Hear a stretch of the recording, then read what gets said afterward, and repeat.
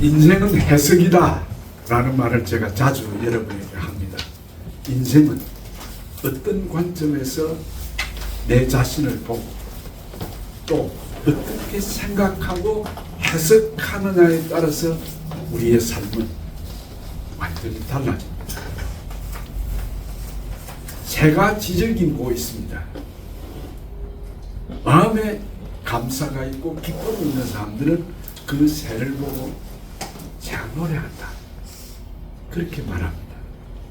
그러나 마음에 근심이 가득하고 걱정이 있고 불평이 있는 사람은 새가 지저귀는 소리를 듣고 보면서 새가 울고 있네 라고 말합니다. 이게 우리 인생의 해석의 차이, 관점의 차이. 똑같은 새가 지저귀고 있는데 한 사람은 노래한다 그러고 한 사람은 울고 있다고 말하는 것. 그게 해석의 중요함입니다.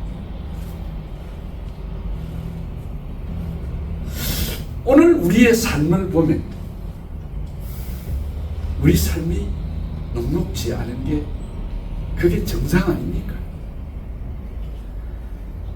우리 삶에 참 우리의 힘이 등이 휘어질 정도로 고달픈 그런 인생이 있고 매일 우리의 삶이 학생이 교실에서 선생님에게 벌을 받는 것 같은 그런 창피스럽고 고통스러운 그런 것이 우리 인생입니다.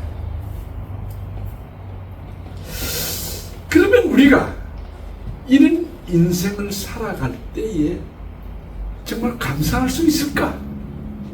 성경은 우리에게 분명히 범사에 감사하라, 항상 기뻐하라 그렇게 말씀을 합니다만 그게 우리 삶에 적용을 하기가 너무 어렵다는 겁니다. 항상 기뻐할 수 있고 쉬지 말고 기도하고 감사하는 것, 그 하나님이 하나님의 자녀들을 향한 하나님의 바람이고 하나님의 뜻이라고 말하지만 실제로 우리의 현실의 삶에 부딪히는 그 무거운 삶의 무게, 그 벌을 받는 것 같은 그런 고달픔, 그게 우리의 현실입니다.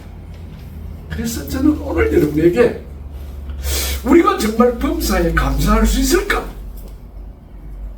질문을 던져봅니다. 먼저 우리는 범사에 감사할 수 있는 사람이 되기 위해서는 첫 번째로 하나님의 섭리를 믿어야 합니다.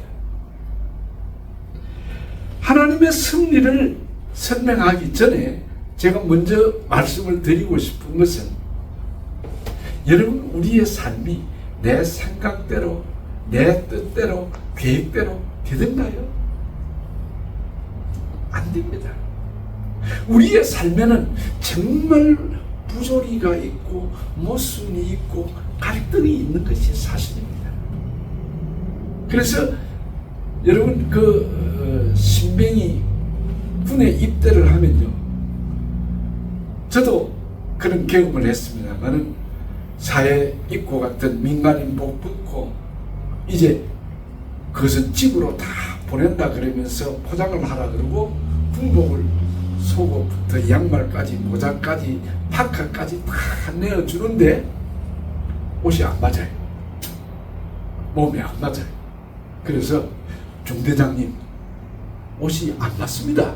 다른 것 좀 주세요. 그러니까 그 중대장이 웃으면서 한 말이, 귀간, 그때 우리는 목사로 갔기 때문에 나이가 좀 많았지요. 중대장이 우리들보다 나이가 어렸습니다. 그러니까 우리를 부를 때 그냥 이런 일반 병사들처럼 그렇게 안 부르고 귀간, 후보생, 귀간 이렇게 불렀습니다. 귀간,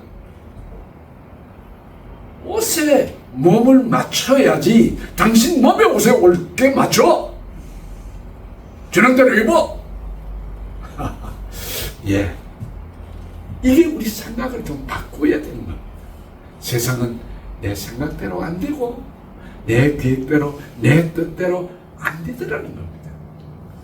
그러므로 우리는 우리 생각을 바꾸어서 내 몸에 옷을 맞추려고 하지 말고 만들어진 옷에 내 몸을 맞추라고 하던 그 중대장의 이야기처럼 여러분, 우리가 이 시간 하나님의 계획과 하나님의 뜻과 하나님의 방법과 하나님의 스타일에 나를 맞추어 가야 되는 것입니다. 그래서 성경은 이렇게 이야기를 합니다. 이사야 55장 8절 9절에 여호와의 말씀에 내 생각은 너희 생각과 다르며 내 길은 너희 길과가 다르다. 하늘이 땅보다 높음 같이 내 길은 너희 길보다 높으며 내 생각은 너희 생각보다 높다.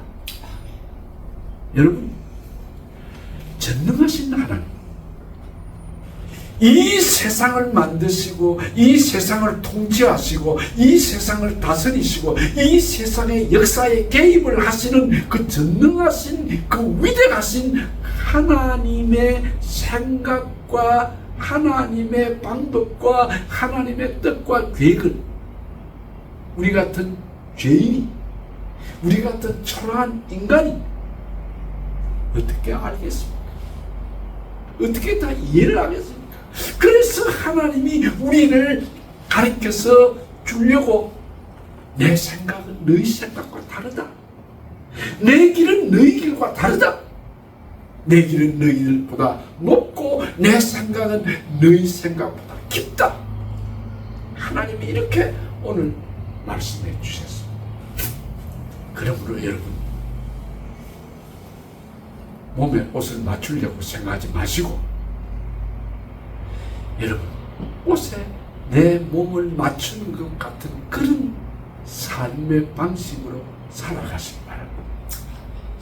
하나님이 계획하시고 하나님이 뜻을 가지고 있고 목적을 가지고 우리를 창조하신 그 하나님께서 우리를 버리시겠습니까? 우리가 그 하나님의 깊은 뜻을, 그 하나님의 높은 생각을 알지 못하기 때문에 우리가 감사할 수 없지 않겠습니까?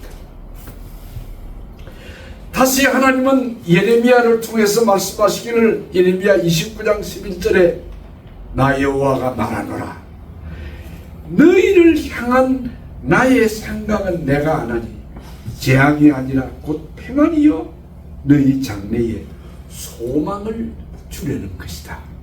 여러분, 하나님의 생각은, 하나님의 통치 방법은, 하나님이 계획한 목적은 우리에게 재앙을 내리려고, 우리를 저주하려고 우리를 만든 것이 아니고 우리에게 평안을 주고 우리에게 소망을 주기 위해서 하나님이 우리의 삶을 이끌어가는 것입니다. 우리는 이걸 믿어야 됩니다. 이게 정 목사의 말이 아니고 하나님의 말씀이지 않습니까?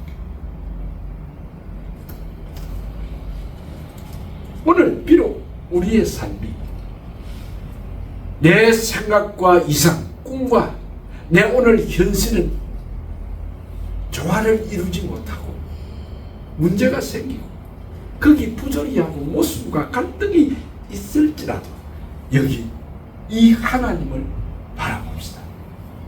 이 하나님의 생각, 이 하나님의 계획, 이 하나님의 목적, 이 하나님의 스타일을 한번 우리가 그 하나님의 내 몸을 한번 맞춰봅시다. 내 생각을 맞춰봅시다. 내 삶의 스타일을 한번 맞춰봅시다.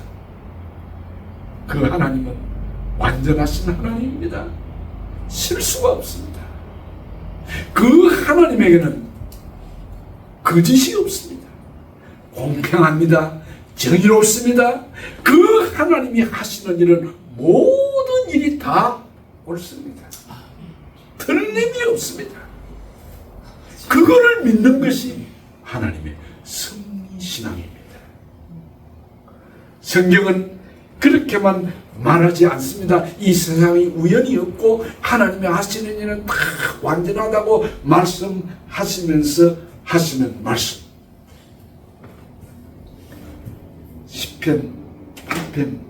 신명기 8장 16절에 이는 다 너를 낮추시고 너를 시험하사 마침내 내게 복을 주려 함이다 라고 말합니다. 이스라엘 백성들이 40년 광야 생활에서 고통을 겪었지요. 얼마나 정처 없는 그 뜨돌이 방랑자의 삶을 살았습니까? 그런 그들의 삶을 가리켜서 하나님이 말씀하기를 이는 내가 40년 동안 너희를 그렇게 한 것은 너희를 다 낮추시고 너희를 시험해서 믿음이 있나 없나 감사를 하나 안 하나 그것을 보기 위해서 내 몸에 옷을 맞추려고 하는 그것을 없애려고 그 생각과 그 견해와 그 스타일을 없애하고 저 애굽에 430년 동안이나 있었던 그 노예 근성 그거 없애려고 다 그것을 없앤 다음에 끝내는 너희들에게 복을 주려고 내가 이렇게 한 것이다. 여러분, 우리의 이성으로는 우리의 생각으로는 믿어지지가 않지요. 그래서 우리는 어려운 일을 당할 때마다 하나님 언제까지입니까? 하나님 왜 이렇게 참 버려두십니까? 라고 우리가 불평할 수도 있고 한탄을 할 수도 있지만은 하나님 그것은 다 내게 마지막에 복을 주기 위함. 저는 이 말씀이 너무 좋아요. 너무 좋아요. 여러분 아시는 대로 모압 왕 발락이 이스라엘 백성들이 이제 참 구름대같이 벌떼같이 몰려오니까 그들을 멸할 힘은 없고 약해가지고 저들을 저주해서 그 백성들을 망하게 하려고 발람이라고 하는 거짓 선지자를 사이비 선지자를 모셔다가 큰 돈과 명예와 부귀 영화를 다 주겠다고 약속을 하면서 저 백성 좀 부디 저주해달라 저주해달라 그렇게 했을 때 어디에 하나님이 그 백성을 저주하도록 합니까? 하나님이 발람을 보고 발람아 너는 내가 네 입에 넣어주는 말만 해라. 그러면서 하나님께서 이 발람에게 그런 말을 했습니다. 하나님이 발람에게 이르시되 너는 그 백성을 저주하지 말라. 그 다음에 말이 기막히는 말이에요. 그 백성은 복을 받은 백성이다. 복을 받은 백성. 너는 그 복을 받은 백성을 저주할 자격이 없어. 그 백성은 너는 저주할 수 없어. 그 백성은 내가 복을 준 백성이야. 그래서 발람의 입을 열어서 그 발람이 이스라엘 백성들을 보고 축복을 해줘. 저주가 아니라 복을 주신 그 하나님이 바로 우리가 믿는 하나님 아니십니까? 이 하나님의 승리를 믿는다고 하면 이 세상의 모든 역사가 하나님의 계획과 목적과 뜻대로 이루어져 가는 과정이라고. 그리고 이 세상의 모든 전쟁이나 분쟁이나 사건 사고나 모든 자연재해나 성공이나 평화나 이 모든 우리의 삶의 역사에 지금도 개입하셔서 간섭하시고 통치하시고 다스리는 분이 하나님입니다. 저 이스라엘과 하마스 전쟁이 우연이 아닙니다. 저 우크라이나와 러시아 전쟁이 우연이 아닙니다. 하나님의 허락하여서 일어난 일입니다. 그러나 그 속에서도 남은 자 하나님의 백성들은 망하지 않습니다. 하나님이 그들은 복을 받은 백성이라고 했습니다. 두 번째로 내 자신의 존재가 어떤 존재인가를 아는 사람, 즉 내 자신의 존재가 하나님 앞에 존귀한 존재임을 아는 사람은 감사할 수 있습니다. 이사야 49장 5절에 나는 여호와 보시기에 존귀한 자라. 이 영어 성경에 honorable man, honor, 존귀한 자, 영광을 받을 만한 영광스러운 그런 존재라는 뜻입니다. 하나님이, 나의 하나님이 내 힘이 되셨도다. 이사야는 그렇게 말씀했습니다. 여러분, 우리 자신 존귀한 자입니다.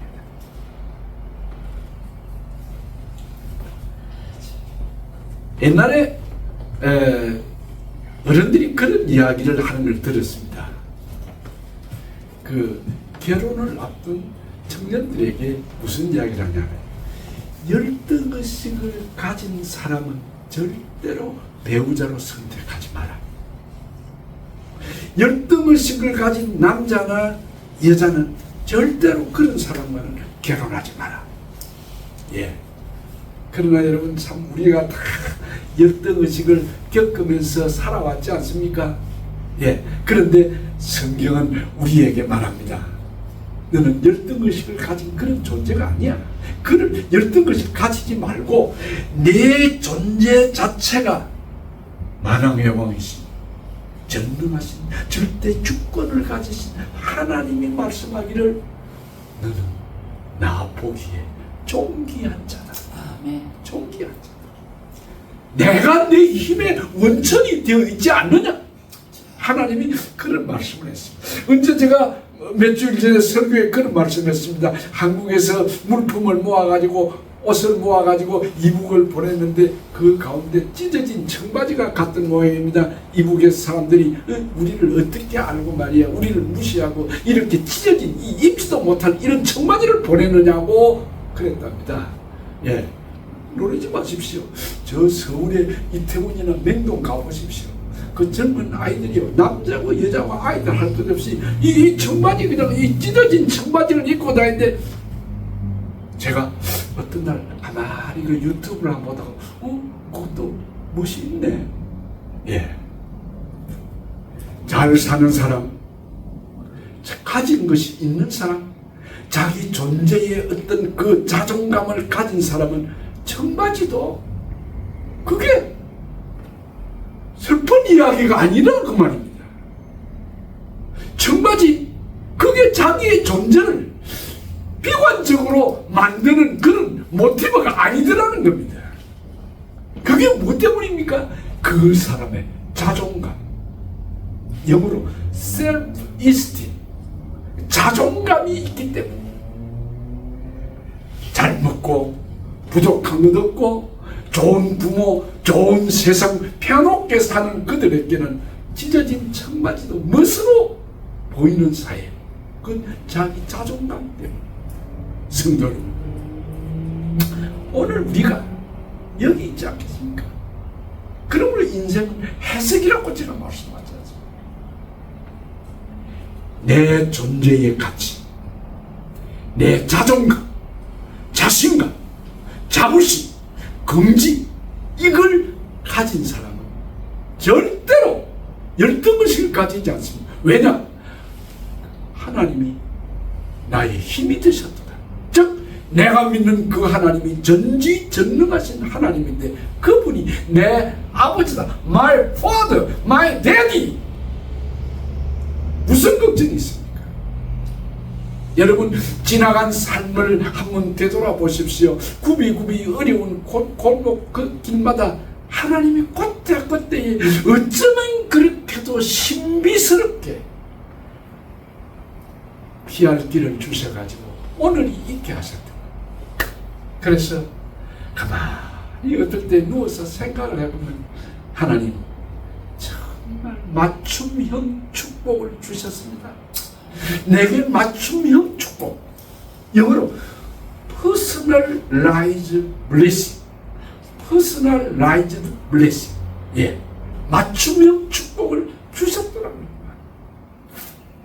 그러므로 내가 내 자신감, 하나님이 내의 든든한 백그라운드, 나의 자존감, 내가 하나님의 자녀라는 것, 그거 알고 있다고 하면 절대로 여러분, 우리는 열등의식 가질 수 없습니다.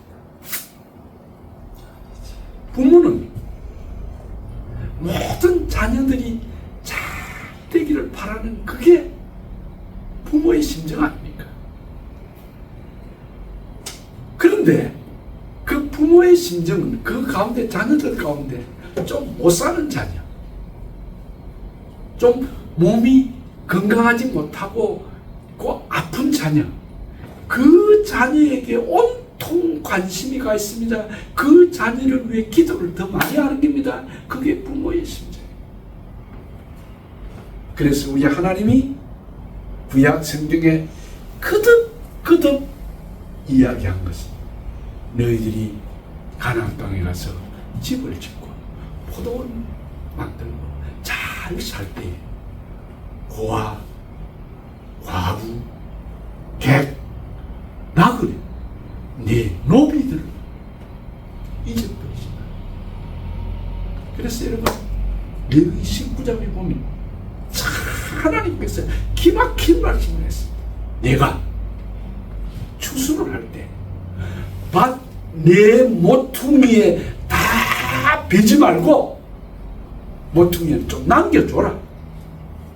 그리고 너희들이 곡식단을 묶다가 흘리고 또 거기에 떨어진 게 있거든. 그거 다시 주우려고 하지 마라. 여러분 이삭 주워 보셨습니까? 우리는 옛날에 자랄 때 국민학교 살 때 이삭 많이 주웠습니다. 예. 그거 나그네, 고아, 객들을 위해서 흘려놔둬. 그리고 내가 곡식을 벨 때에 옆으로 좀 주면서 흘려내라.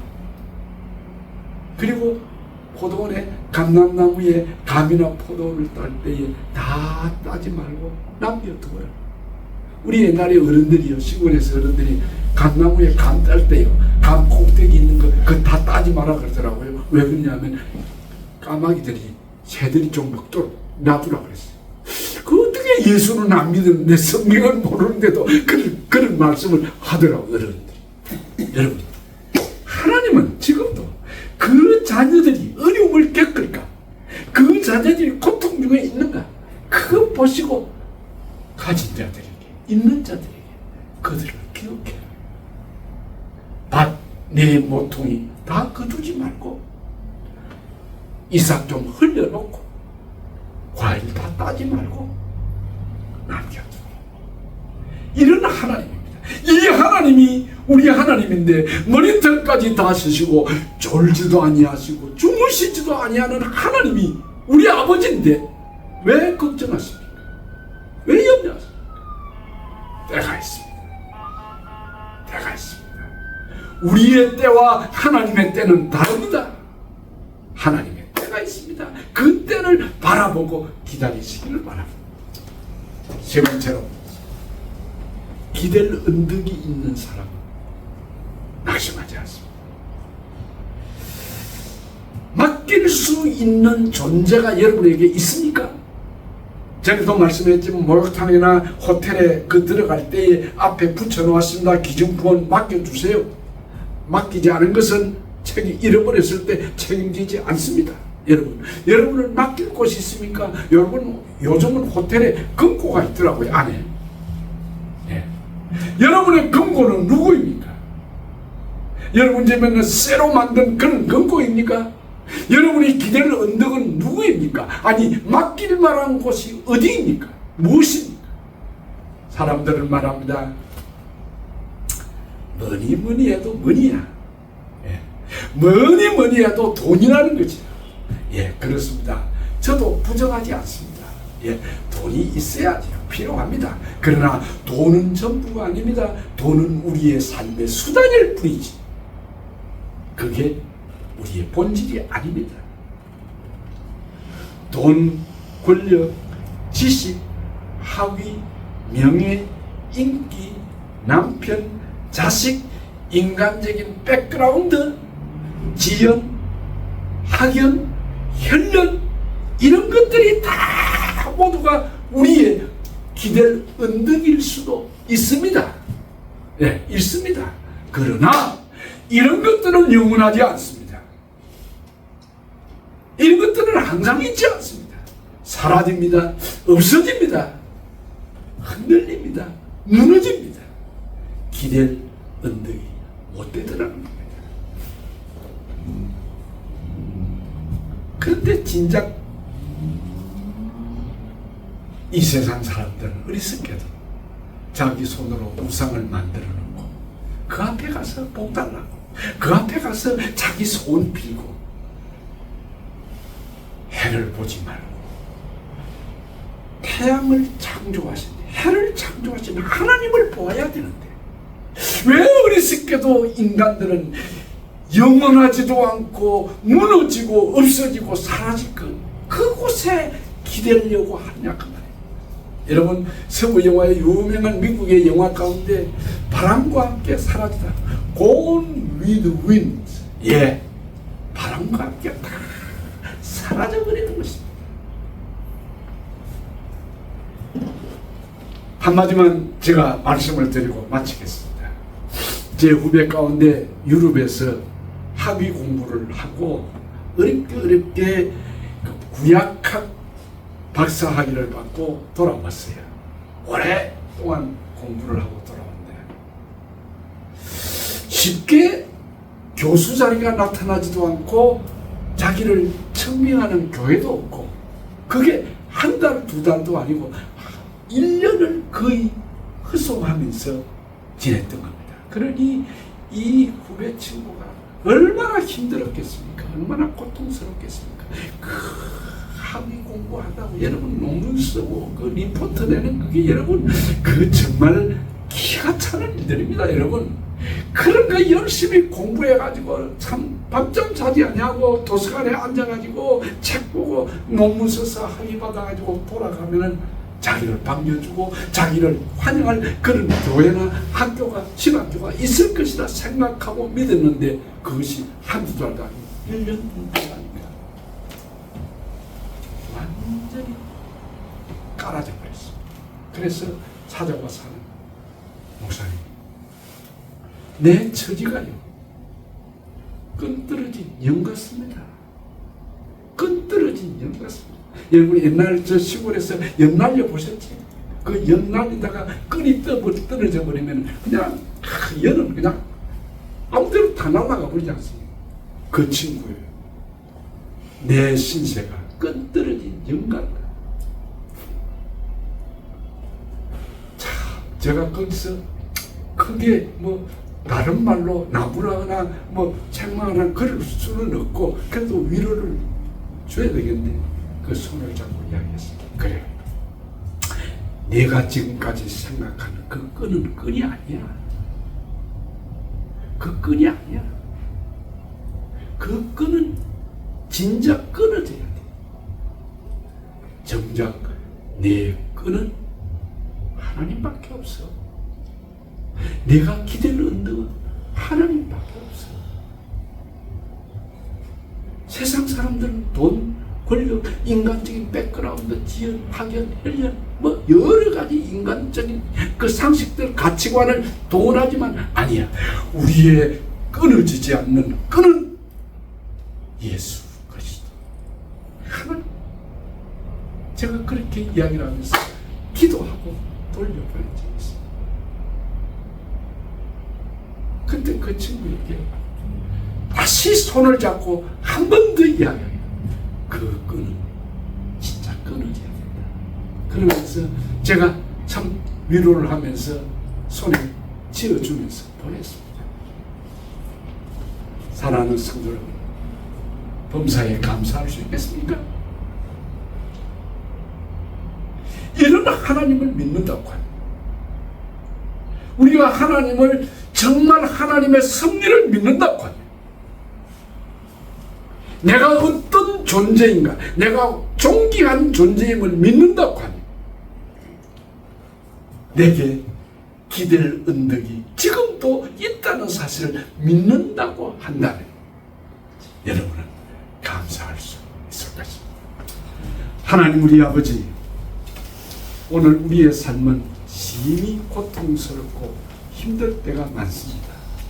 하나님, 어떨 때는 왜 주위를 돌아보고 다른 사람들은 저렇게 잘 살아가는데 왜 나를 병들게 했습니까? 왜 나를 이렇게 실패하게 했습니까? 왜 나를 이 깊은 기가 막힐 웅덩이에 빠뜨려 놓고 건져주지 않느냐? 우리가 하나님 앞에 하소연할 때가 한두 번이 아니었던 건 압니다. 그러나 주님, 오늘 이 말씀을 들으면서 다시 힘을 내고 우리의 기댈 언덕은 예수 그리스도밖에 없고 예수 그리스도 인간의 소망이요 기쁨이라는 걸 굳게 믿고 오늘부터 내 생각을 바꾸어서 하나님 뜻대로, 하나님의 생각대로, 하나님의 목적대로, 하나님의 스타일에 맞추어 사는 감사하는 자들 되게 하옵소서. 예수님의 이름으로 기도하옵나이다. 아멘.